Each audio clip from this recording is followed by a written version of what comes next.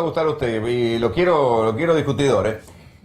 La que se armó con Ramón Carrillo. Ramón Carrillo es, ¿cómo decirlo? El gran sanitarista argentino. El problema es que algunos recordaron que Ramón Carrillo había tenido entre la gente que contrató a unos muchachos, médicos ellos, que venían de Europa, que venían escapando, pero no escapando del nazismo, habían sido nazis o colaboradores de los nazis y encontraron contratos con chavos aquí bajo la órbita de Ramón Carrillo. Entonces hubo, por ejemplo, el centro Simón Wiesenthal dijo, bueno, Carrillo era alguien de que simpatizaba con los nazis o le dio protección a los nazis, pero Carrillo al mismo tiempo es ojalá tuviéramos un Carrillo hoy que hiciera los hospitales que hizo Carrillo durante las dos gestiones del peronismo. En los dos platos de la balanza está la figura de Ramón Carrillo. Por si no lo conocen, Ramón Carrillo, si existe finalmente el billete de 5.000 pesos, es el que va a figurar en el billete de 5.000 pesos. Véanlo.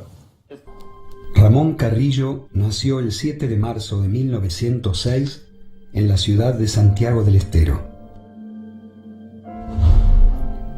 A los 22 años se recibió de médico con medalla de oro en la Facultad de Ciencias Médicas de Buenos Aires. En 1930 obtuvo una beca universitaria para realizar estudios de posgrado en Ámsterdam, en París y en Berlín, y la especialidad que eligió fue la neuropatología.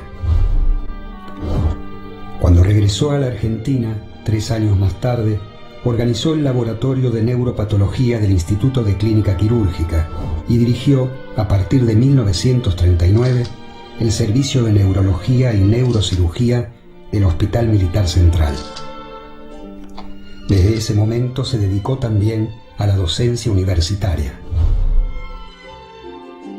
Durante la presidencia del general Juan Domingo Perón, se creó el Ministerio de Salud Pública de la Nación y Ramón Carrillo fue designado para ser su primer ministro.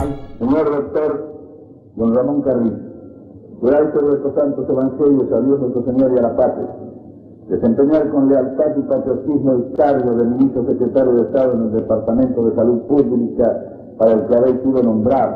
Sí, juro. Si así no lo hicierais, Dios y la patria os lo demanda. Al asumir el cargo de secretario de Salud, su primera medida consistió en fijar los objetivos generales de gestión a partir de las siguientes definiciones. Todos los hombres tienen igual derecho a la vida y a la sanidad. No puede existir política sanitaria sin política social. De nada sirven los avances de la técnica médica si ésta no puede llegar al pueblo mediante dispositivos adecuados. Promovió además la construcción de centros de salud modernos y funcionales y alentó la creación de una cátedra universitaria de arquitectura hospitalaria, así como la organización de numerosos cursos de especialización. Mi querida chata, te paso las novedades. A fin de mes nos echan de la pieza en que vivimos amontonados, Susana, los chicos y yo. No tengo con qué pagar la comida y los dolores de cabeza me tienen a mal traer. Desde Buenos Aires, la noticia más alentadora es que cuando llegue me van a meter preso y no sé por qué carajo. Pero quédate tranquila, no tengo plata para volver.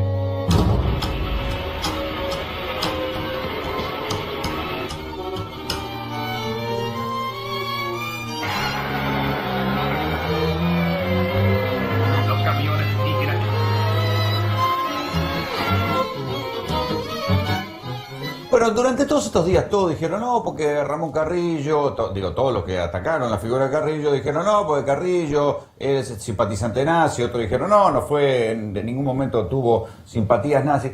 La verdad que el único que hace poco investigó el tema de Carrillo y a quienes había contratado es Marcelo García, autor de Perón y la raza argentina. Lo tengo en vía Zoom. Marcelo, ¿cómo te va? Buenas noches. Buenas noches, Orlando, ¿cómo estás? Bueno, ¿quién era Carrillo o qué descubriste vos, por lo menos, en tus libros? Bueno, mira, antes que nada, un poco reforzar lo del informe que presentaron recién. los méritos de Carrillo al frente de lo que fue la Secretaría y luego el Ministerio de Salud de la Nación en los dos primeros gobiernos peronistas son innegables. Un enorme sanitarista, un gran sanitarista, cambió el sistema de salud de Argentina para siempre. Eso es inobjetable. Ahora, a la luz de los hechos, que es lo que a mí más me guía para las investigaciones y los trabajos que hago, hay sobradas muestras de un hilo conductor que se da a lo largo de prácticamente toda la vida de Carrillo, por lo menos la vida pública, que lo acerca a simpatías germanófilas. Si Carrillo era simpatizante nazi, si hacía el saludo nazi en privado, si hablaba loas de Hitler y el régimen del nacionalsocialismo, yo no tengo cómo demostrarlo, creo que no hay cómo demostrarlo, si bien hay algunos indicios. Pero él, ¿a quién contrató en concreto? ¿A quién contrató acá bajo el sistema de salud argentino? Bueno, acá ese es un tema que yo creo que es bastante cuestionable de la figura de Carrillo por lo siguiente. La figura de la que estamos hablando, que llegó de Europa, es el médico danés, nazi, que era oficial de la CSS, Karl Peter Barnet, médico, si se lo puede llamar médico, que cometió las más grandes atrocidades, sobre todo en el campo de concentración de Buchenwald, que era justamente el lugar a donde el régimen nazi enviaba a los prisioneros homosexuales. ¿Pero Carrillo lo contrató o este hombre vino por las suyas? Mira, no hubo ningún nazi, por lo menos la práctica mayoría de ellos, que llegó, al menos a la Argentina, que llegó por las suyas. Hubo todo un sistema. Está bien, llegó por las, pero digo, ¿qué contrato, cuál es el vínculo con Carrillo de este hombre? Mira, hay un documento que circula que es de mayo de 1948, que es el segundo contrato que se le hace, y supuestamente, por lo que dice ese documento, Carrillo lo pone directamente bajo su órbita como uno de sus asesores principales dice el documento, en la materia que se especializaba Barnet. ¿Qué cuál era? Barnet originalmente era un endocrinólogo, y digamos la especialidad en la que se destacó durante prácticamente toda su vida fue una experimentación brutal con homosexuales, de manera que no queda claro. O sea, ¿Carrillo lo contrata dónde? ¿Se sabe dónde trabajaba? O... en realidad, Barnet tiene instalado un vivienda consultorio, es un edificio que aún se conserva en la calle Uriarte, al 2200, hoy es un hotel, y allí atendía pacientes. Se estima que también tenía una oficina en la propia Secretaría de Salud, en un lugar cercano a las oficinas de... ¿Es el único caso de médico filonazi que trae Carrillo? Mirá, que trae Carrillo... O que trabaja o que contrata Carrillo. Exacto. A ver, yo creo que Carrillo en realidad no era el que traía, no era el que hizo ingresar a este tipo de gente. ¿Sí? El gobierno de Perón tenía una comisión de asesores que en diferentes rubros de lo que le interesaba al gobierno peronista hacía ingresar gente, materia gris muy buscada, sobre todo en el final de la guerra, no solamente por la Argentina, sino por las potencias ganadoras de la Segunda Guerra Mundial, Estados Unidos principalmente, Inglaterra, que también Rusia. Pero lo que sí seguro no fue el único médico criminal de los nazis que ingresó a la Argentina. Bueno, estaba Mengele también. Bueno, ni hablar de Mengele, pero tampoco ellos dos solos. A la Argentina ingresaron al menos de Mengele. Los que ingresaron, olvídate, los que tuvieron relación con Carrillo, ¿hay alguno más? Yo desconozco, nunca se ha revelado si es que hubo otro... O sea, el principal es este. Sí. Sí. Uh-huh. Sí, acá Cerolini te quiero hacer una pregunta. A ver, Abelardo Ramos siempre decía que el único lugar donde los nazis siguieron siendo nazis fueron en la Argentina, porque Estados Unidos agarró a Von Braun y hizo todo el plan espacial. Los rusos agarraron los otros nazis, y cuando agarraron, se trajeron algunos científicos para acá. El único lugar donde siguieron siendo nazis eran como que, por más que lo agarres para hacer el plan atómico... Sí, pero el problema con Perón no fue... Está bien, a ver, para.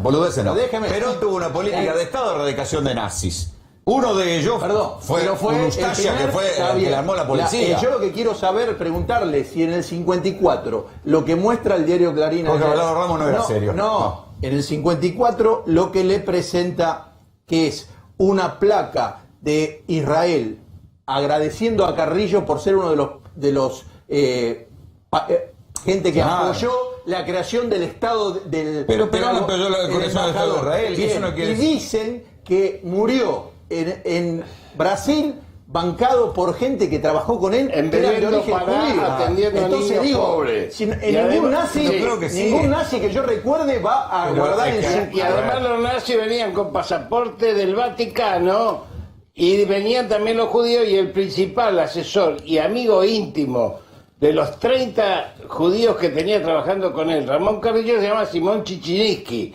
uno de los más grandes médicos que tuvo la Argentina. Es que así era el peronismo, tenía la izquierda y tenía la derecha. No era Perón así. tenía a Rudy Freud de secretario y era un hijo de un simpatizante nazi. Digo, no. Eso es justamente lo que te dice aquel.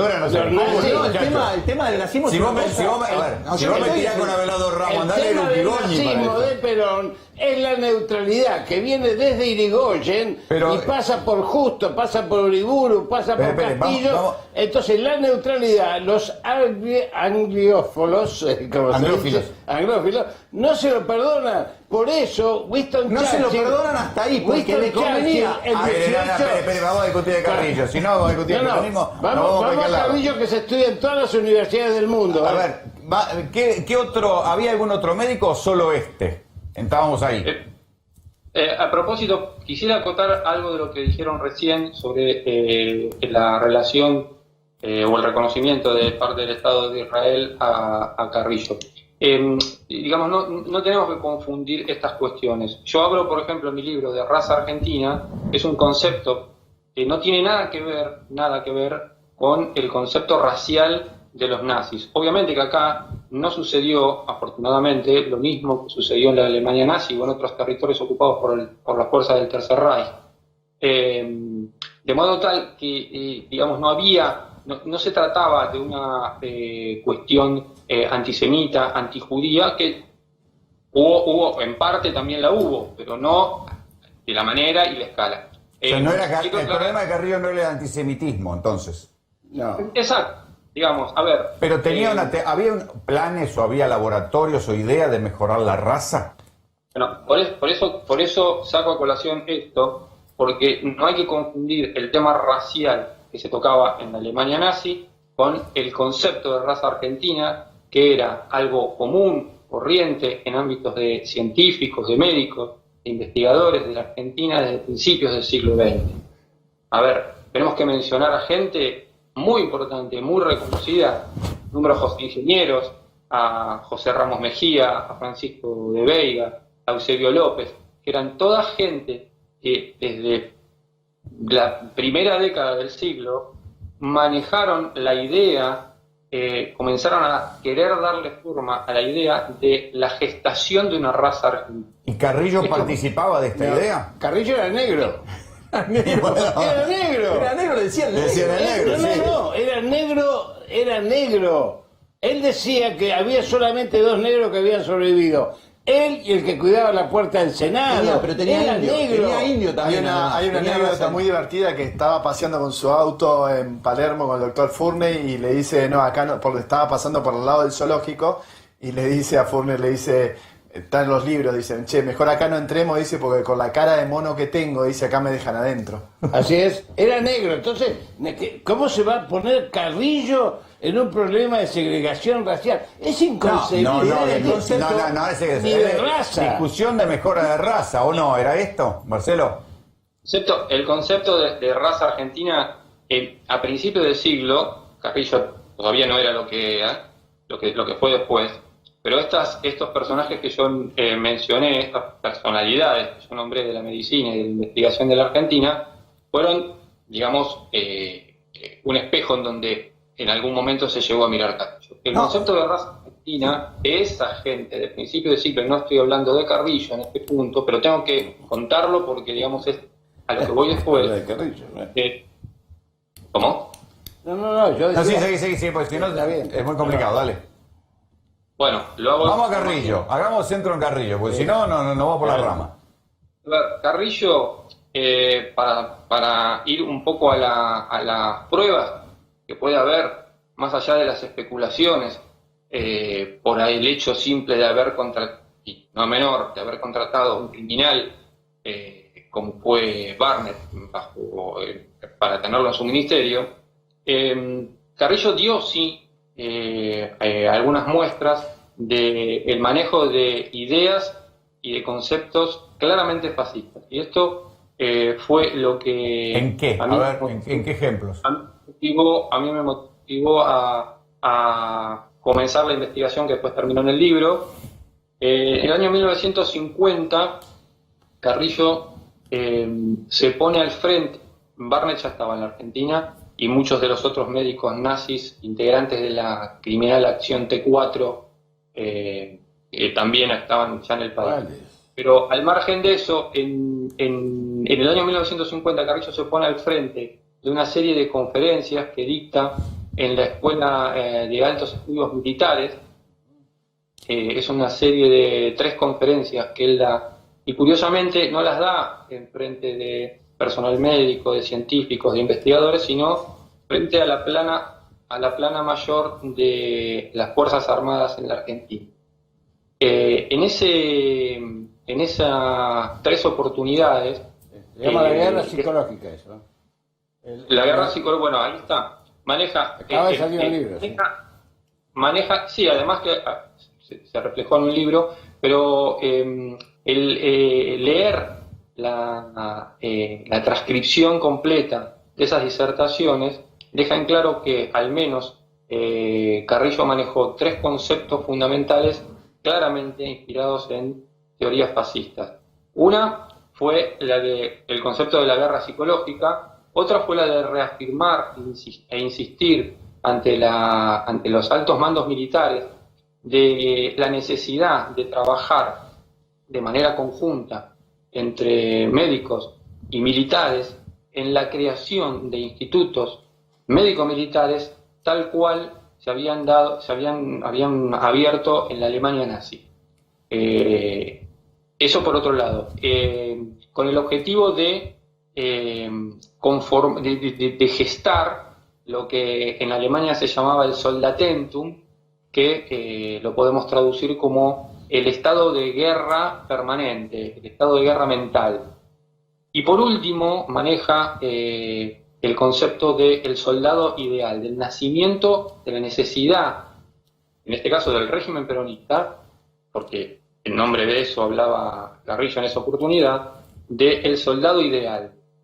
Y el soldado ideal, a pesar de su nombre... Sí, pero le estaba hablando a los militares, le decía lo que querían escuchar, me parece. No, y además consideraban, como en toda la época, hay textos sí, donde consideran a ciertas personas que eran infradotadas para el tema de que podían hasta ser segregadas dentro del ejército, y además el tema de la homosexualidad como una enfermedad. Pero eso era en toda la época, en todos los países del mundo. La Organización Mundial de la Salud declara que deja de ser una enfermedad la homosexualidad en el año 72. ¿Qué estamos hablando? Eso, no era algo que fuera lo de la guerra psicológica. Carrillo se acaba de editar un libro de Osvaldo Vergara Bertiche, yo lo prologo, y obviamente no son conceptos fascistas, sino son conceptos anticipatorios de lo que hoy es la guerra de quinta generación. Muchachos, o lo contextualizamos, y esto es lo que está diciendo, hacia dónde va el mundo, cuál va a ser la guerra. No va a ser más de ejércitos, va a ser una guerra, por eso se llama la guerra psicológica, y por eso Carrillo, un anticipado, un tipo que estaba para premio Nobel, que se mete en el barro de la política y es escrachado por este tipo de cosas. Se estudia en todas las universidades del mundo. Yo estuve haciendo planificación estratégica en África. Los tipos venían de Canadá, de Estados Unidos, de España, de Bélgica, de la Patria Lumumba de Rusia, de La Habana, y todos me plantearon que por suerte teníamos ahora un diseño, no porque lo había hecho yo, sino lo había hecho con ellos, un diseño carrillista como ellos lo habían estudiado. Además, siempre fue la izquierda, siempre digamos, fue así. La Carrillo. El PC, el problema del PC acá en la Argentina, que ahora es aliado, es que perdió todas las batallas en Latinoamérica y lo enchastró a Perón, le pintó la cara de que era neutralista y fascista. Perdón, nazi lo trajo, los nazis lo trajo. Y los judíos también. Los judíos que trajo, sacó metete en lo que tiene Hellbaum, el comité Jorge Hellbaum, y preguntale a él el listado de todos los judíos que trabajaron al lado de Carrillo y comandados por Simón Chiniski, que fue una eminencia médica excepcional. No, pero estábamos hablando de... Carrillo fue considerado, siempre fue, por ejemplo, la Ramón Carrillo siempre fue, dentro del peronismo, la izquierda del peronismo. La gente que estaba en la Ramón, que no era el nazismo, siempre fue considerado un tipo de izquierda. Yo no entiendo cómo lo van a ver. Bueno. Perdón, Marcelo, perdón. No, escucha atentamente, vale todo, digamos, todo aporta. Insisto, creo que estamos confundiendo el tema del antisemitismo, el antijudaísmo. No está puesto, yo no lo puse sobre la mesa. Respecto de los conceptos que vertía Carrillo en esa serie de conferencias. Quiero volver a la contratación de ese médico danés, nazi. ¿Para qué lo trajo? ¿Se supo qué hizo acá? Hay testimonios verbales de personas o conocidos de gente que Barnett siguió atendiendo durante un tiempo, tratando de replicar las mismas investigaciones, experimentos en realidad, que había hecho en Europa. Después se le pierde el rastro a Barnett. Barnett muere en el año 65. También por testimonios verbales habría seguido trabajando en su consultorio en Palermo como endocrinólogo, pero insisto, hay un documento que tiene la firma de Carrillo y que con número de legajo personal en la Secretaría de Salud de la Nación lo contrata a Barnett como asesor de Carrillo en la endocrinología. Marcelo, muchísimas gracias por el contacto. A ustedes. Bueno, ya saben.